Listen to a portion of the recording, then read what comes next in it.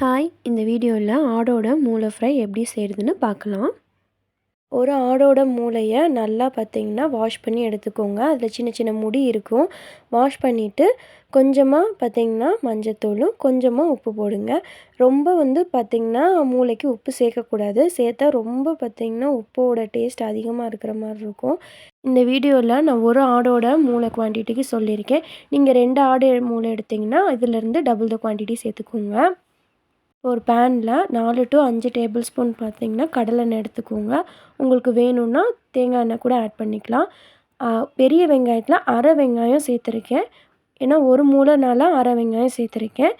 நீங்கள் 2 மூளையாக இருந்துச்சுன்னா ஒரு முழு வெங்காயம் சேர்த்துக்கலாம். இது கூடவே கொஞ்சமாக கருவேப்பிலை ஆட் பண்ணியிருக்கேன். இது ரெண்டத்தையும் நல்லா பார்த்திங்கன்னா ஓரளவுக்கு வணங்கி வரட்டும். வெங்காயம்லாம் ஓரளவு கண்ணாடி போல் வெந்ததுக்கப்புறம் அரை டீஸ்பூன் பார்த்திங்கன்னா இஞ்சி பூண்டு சேர்த்துருக்கேன். நிறைய இஞ்சி பூண்டு சேர்த்தாலும் நமக்கு டேஸ்ட்டு ரொம்ப இஞ்சி பூண்டு டேஸ்ட்டு அதிகமாக இருக்கிற மாதிரி இருக்கும்.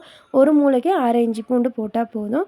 இப்போ இஞ்சி பூண்டெல்லாம் நல்லா வெந்து வந்ததுக்கப்புறம் அரை தக்காளி, சின்ன தக்காளியிலே நான் அரை தக்காளி தான் எடுத்திருக்கேன்.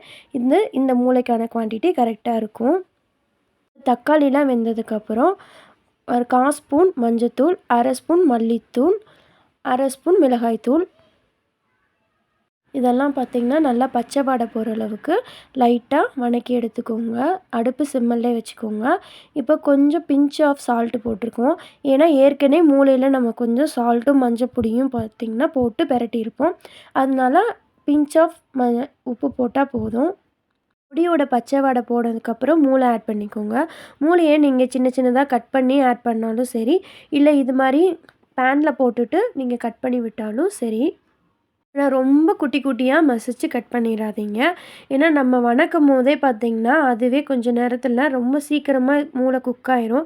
குக் ஆனதுக்கப்புறம் நம்ம வணக்க அது பிரிஞ்சு வந்துடும். ஸோ கொஞ்சம் பார்த்திங்கன்னா பெருசாக நீங்கள் போட்டுட்டு வணக்கினா போதும். இப்போ ஒரு 5 மினிட்ஸ் நான் மூடி போட்டு மூடி வச்சதுக்கப்புறம் பாருங்கள், மூளை நல்லா சாஃப்டாக வெந்து வந்துருச்சு.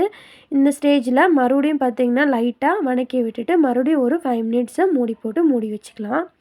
பாருங்கள், எண்ணெயெல்லாம் பிரிஞ்சு மசாலாலாம் மூளைக்குள்ளே இறங்கி மூளை செம்ம டேஸ்ட்டாக சூப்பராக ரெடியாக இருக்குது. இது குழந்தையிலேருந்து எல்லாம் கொடுக்கலாம். பாருங்கள், நம்ம எவ்வளோ பெருசாக கட் பண்ணோம், ஆனால் இதிலே குட்டி குட்டியாக ஆயிடுச்சு. நீங்களும் உங்கள் வீட்டில் செஞ்சுட்டு எப்படி இருக்குன்னு கமெண்ட்டில் சொல்லுங்கள். தேங்க்ஸ் ஃபார் வாட்சிங்.